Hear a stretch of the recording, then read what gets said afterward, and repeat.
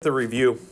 A couple things on the review I kind of want to go over and talk about, so let's get these out if you don't already have them out. I had some people last week ask me about number 2, and we talked about this here just a second ago. This one is asking us, first of all, verify that it's a triangle. Okay? In order to verify that it's a triangle, 13 plus 18 has to be bigger than 3 radical 55. Okay? We don't really know what the length of 3 radical 55 is, okay?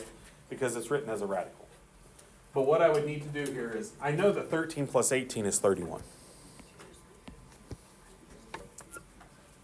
This here, just put it into your calculator. And so try putting this into your calculator. And everybody's calculator is a little bit different. Most of you can just type in 3 radical 55, hit equals, and then change it to a decimal, so it's easier to compare those two. So what would 3 radical 55 give me? 22. Okay.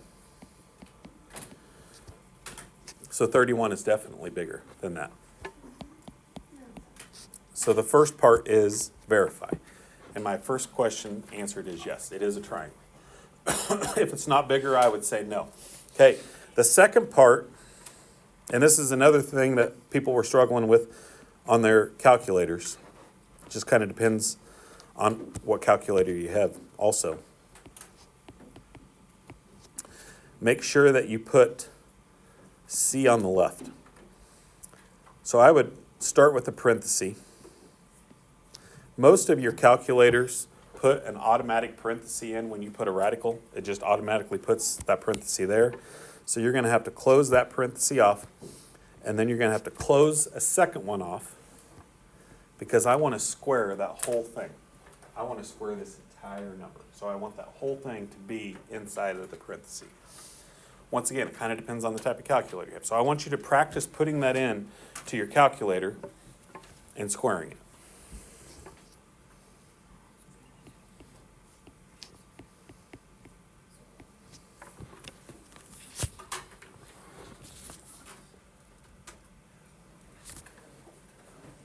Okay, what do we get? What do you think? What'd you get? 399. Oh no. Yeah, no, I don't know how to work this.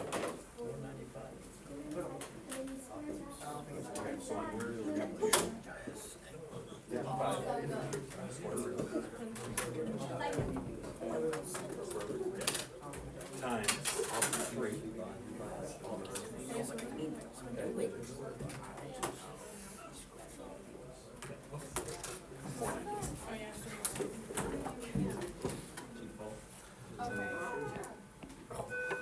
So you just kind of have to go backwards almost when you do that on yours. Okay, everybody able to get 495?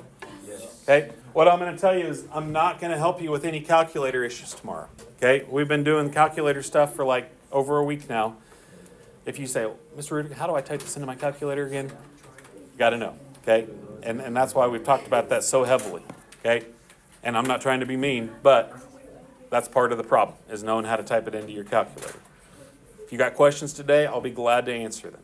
But tomorrow, you're on your own.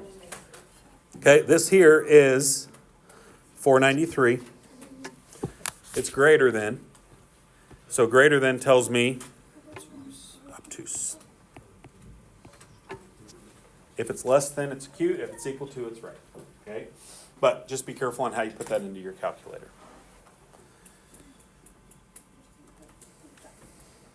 Okay. As I said before, you got a couple of Pythagorean theorem questions, and then you got a bunch of special triangle type questions. 30, 60, 90, 45, 45, 90. That's where you can use those triangles that we made. Let's take a look at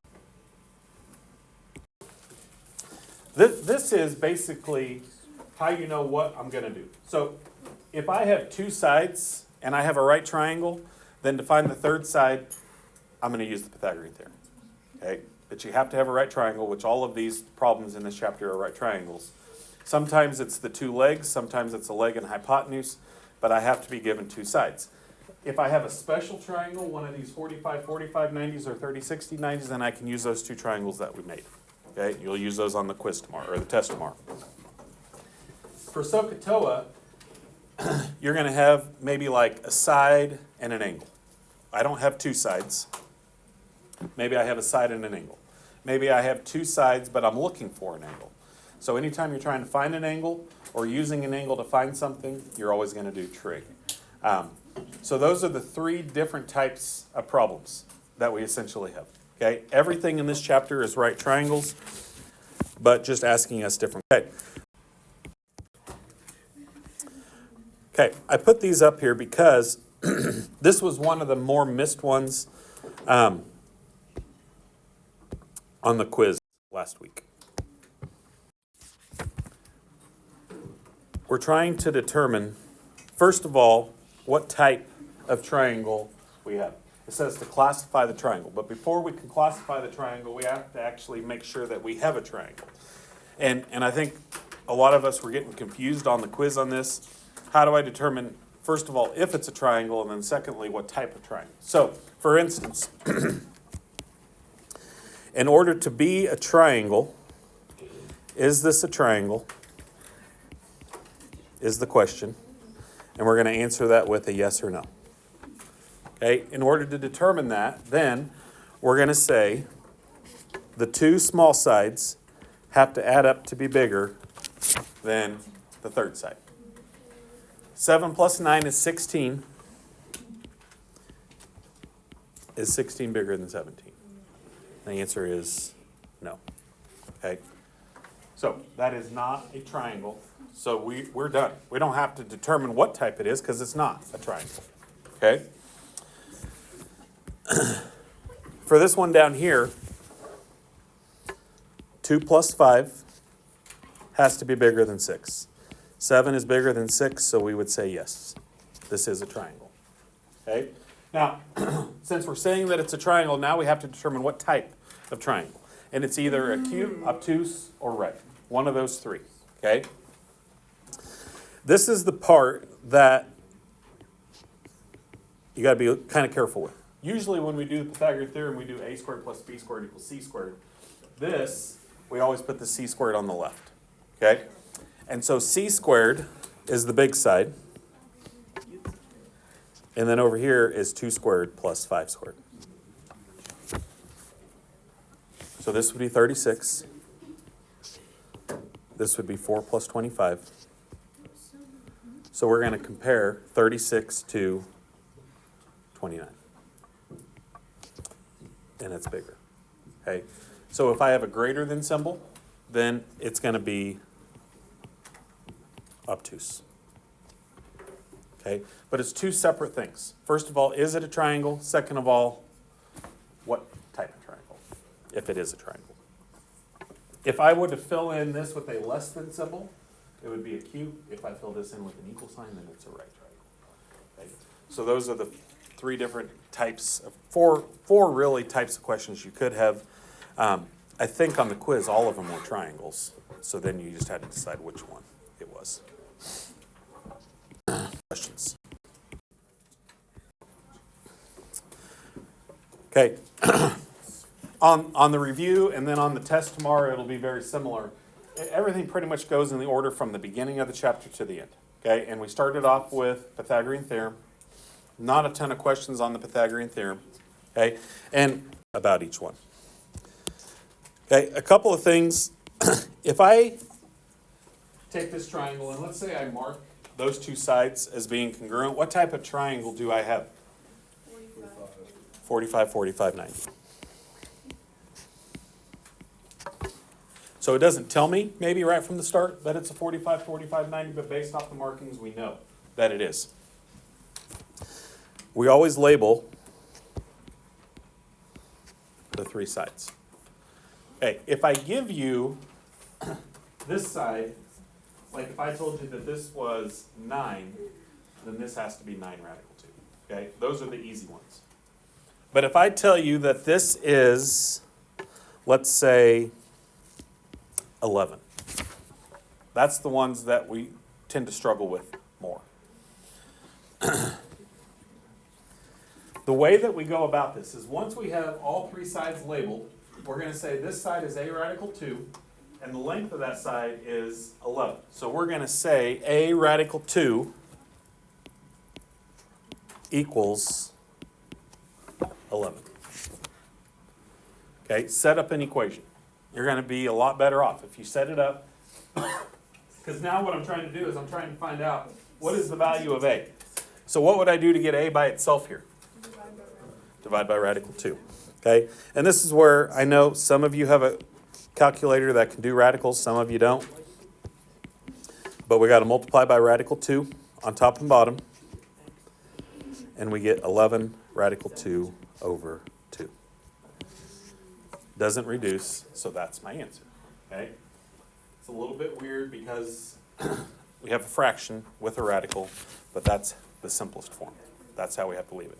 If these two reduced, if 11 and 2 reduced, we would reduce, but it doesn't. Okay, over here. Once again, we know it's a right triangle. This one, if I tell you it's a 30, 60, 90, okay? We're going to use those triangles to label the three sides. Make sure you label it, okay? Because then what's going to happen on the 30, 60, 90s is I'm going to give you one of the three sides, okay? Any of them. If I tell you that this one is, let's say, 7, then this is 7 radical 3, and this is 2 times 7, which is 14. Those are the easy ones, right? If I give you the k side, life's good. Pretty easy, okay? But if I gave you this side is 15, then what I do,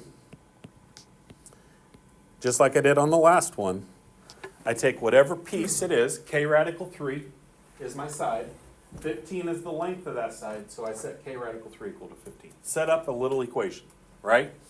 And because it's radical, then it's a little bit harder to solve that.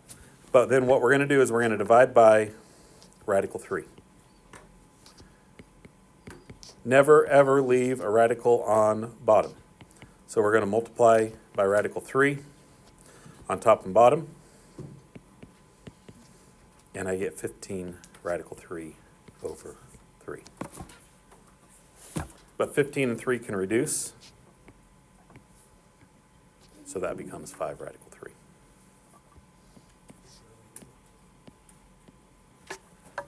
So that's my k side.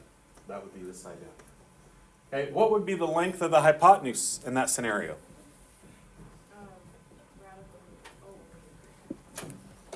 We only multiply the outside number. Okay, which would make it what? 10. Radical 30. Yeah, exactly. Okay, this is my side length. Because it's k, we're going to take whatever k is times 2. 2 times 5 is 10. So that becomes 10 radical 3. Okay? I can give you any of these three sides. This, the one I just gave you here, that's the hardest of the three. Okay, I gave you the hardest one. If I give you the short leg or the hypotenuse, life's a whole lot easier in those scenarios. Okay?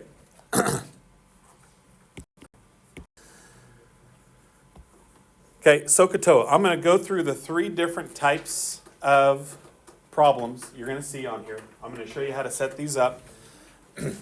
Make sure you know how to spell SOHCAHTOA. Okay? If you spell it wrong, you're probably going to miss all these problems. So we've talked about it for over a week now. You should know how to spell SOHCAHTOA. All right, let's look at one type of problem.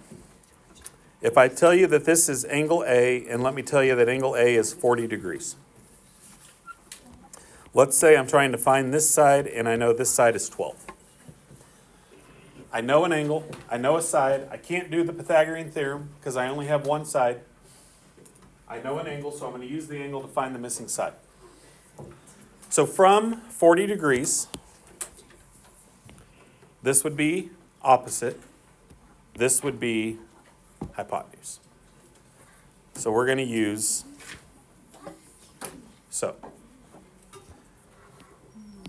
sine of the angle equals opposite over hypotenuse. Okay? And I've said it a lot, but I'm going to continue to say it. Set up the equation. Write the equation out. If you try to do it without writing the equation, that's where mistakes are made. Is x on top? Is x on bottom? Is x the angle? What are we trying to find? There's a lot of different types of problems that we could be doing here. Okay?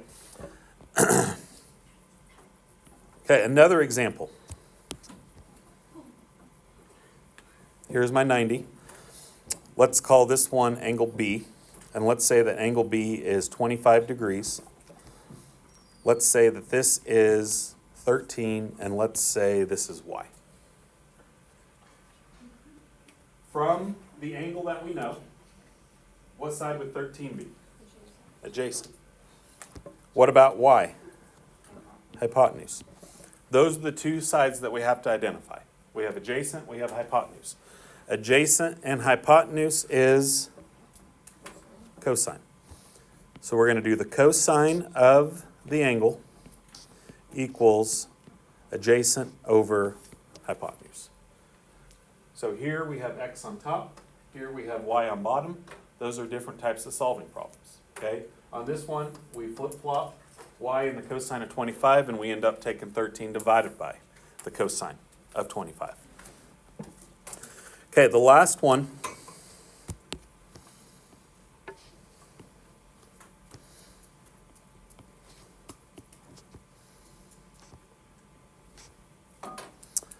Let's call this angle M. So I'm going to say it's M degrees. Okay. From angle M, this would be opposite, this would be adjacent. So this would be O, this would be A. So we're going to say the tangent of angle M equals opposite over adjacent. Anytime that we're looking for an angle measure, what do we got to do? Do the -1 button. Okay, so on this one, we're going to do tan -1 of. Okay. So what I've done here is I've done one of each type, x on top, x on bottom, or angle measure, and I also used all three trig functions, showing you how sine, cosine, and tangent can all be identified based off what we know. Okay, questions on the equations?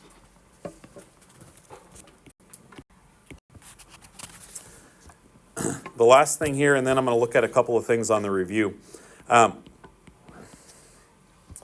If I have somebody like it's on top of this cliff looking down at something on the ground or whatever it might be, okay? The angle that I look down, if I look straight across, that's my line of horizontal, right? That's my horizontal line.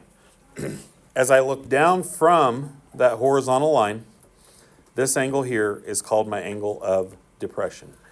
Don't put the angle of depression on the inside of the triangle, okay? It's from this imaginary horizontal line. There is no horizontal line drawn there, but we imagine it to be there if I look straight ahead.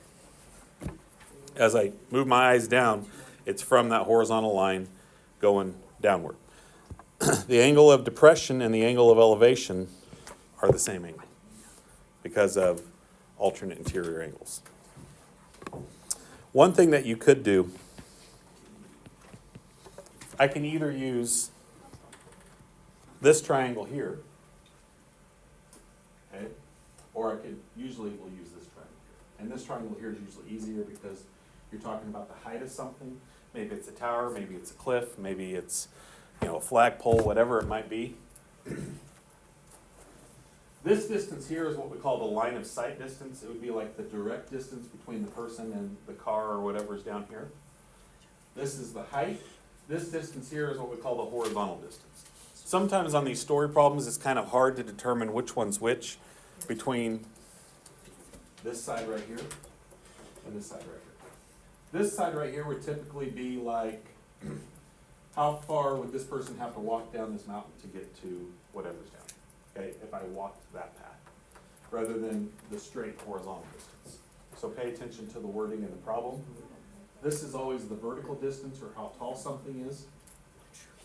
This could also be like, if I have a tower, maybe it's like a guide wire supporting that tower. Okay, so there's a lot of different scenarios that could be going in play there. Okay, that's why we did that story problem page, so that you could have some practice setting those problems up.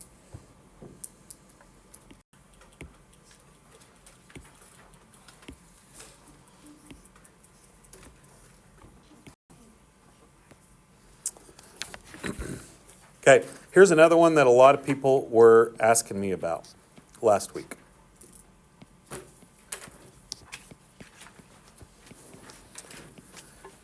When I ask you for a ratio, what's another word for a ratio? Well, what am I looking for when I do a ratio? A fraction, okay? So my answer here is a fraction. It's a comparison of two numbers. 1/2 is a ratio, 1 to 2. There's a lot of different ways that we could write that.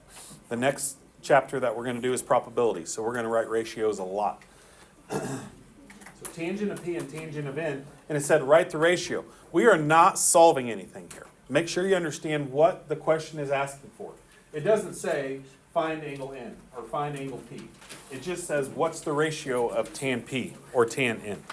So let's do tangent of n first of all. From angle n, we're doing tangent, so it would be opposite over adjacent.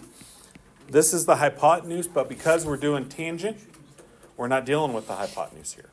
So all I really need is O and A. So all I write here is 12 over 35. That's it. That's my ratio. It's a fraction. If I can reduce it, I would reduce it at this point. If I can't reduce it, I leave it alone. If I'm looking for the tangent of P, now we're going to a different angle. We're going to angle P. So now this one is opposite, and this one is adjacent. So now this would be 35 over 12. They're just reciprocals of each other. Okay? And those are my answers. I had people last week trying to solve and do all kinds of stuff. There's nothing to put into your calculator on something like that. You just write in the ratio. Make sure you understand what the question's asking. Okay, starting with number 11. These are your trig questions. You're finding S, you're finding T. You're finding missing sides, you're finding missing angles. When you get over to problems like number 16 and 17, it says solve. When it says solve, this would be little a. Opposite of big A is little a. If you want to call it X, you can call it X. I don't really care what you call it, but we said last week that big A is the angle, little a is the side that's across from it. I also have to find angle A and angle B. So I'm looking for three things. There's three pieces of information given, two sides and an angle. I got to find the three pieces that are missing. So whenever it says solve, it's not going to tell you or label it X, Y, and Z or whatever. You just have to know I got to find everything in this picture. Any missing sides, any missing angles, any missing information. And you have to use trig to do that. Round everything to the nearest 10. Angles, sides, just so we're consistent, doing the same thing on every problem. I know like when we did the emoji activity, they asked us to round angles to the nearest degree and asked us to round sides to the nearest 10th. Here, we're just going to keep it consistent. Round to the nearest 10th on everything that you do. You're going to get a lot of decimal answers.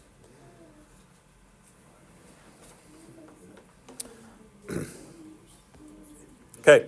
And then I'm going to do a story problem here with you. Always start with a right triangle. We know that we're going to have a right triangle. That's the one common theme of this entire chapter. And does it matter which way I draw it? No. Okay? Sometimes I know I put the right angle on the left, and sometimes I put it on the right. But I usually put like this would be the ground. Usually we have a problem that refers to the ground or the horizontal. We have the height of something, and then we have the hypotenuse. Okay, so on this one, the angle of elevation is 30 degrees. the total length of this railway is 196 feet. What side would I label as a 196? Check. The bottom? Okay, so the railway is going to go right along here? No.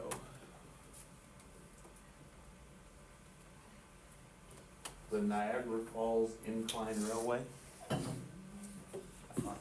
What do you think? It's the hypotenuse, yeah. So it's a little tricky, right? If it said the horizontal distance, anytime it says like horizontal, it would be the bottom, okay? But that's why I'm kind of going through one here. You've got to be careful, okay? We're looking at, as this train goes up this mountain, up this incline, that would be the length of the track, right? 196 feet. How many feet does Niagara Falls incline rise vertically? That would be my height. How high is the cliff or the mountain or whatever we're looking at? Okay? So that's the hard part of those. Read it carefully, label what you got. You got two pieces of information you got to put on here, and then you got to find the third piece. It's still a trig problem, but you got to get your picture drawn. Okay? Draw yourself a picture, and then set up the equation. I'll let you do the equation part. Okay, so I'm going to come around. I'll help you with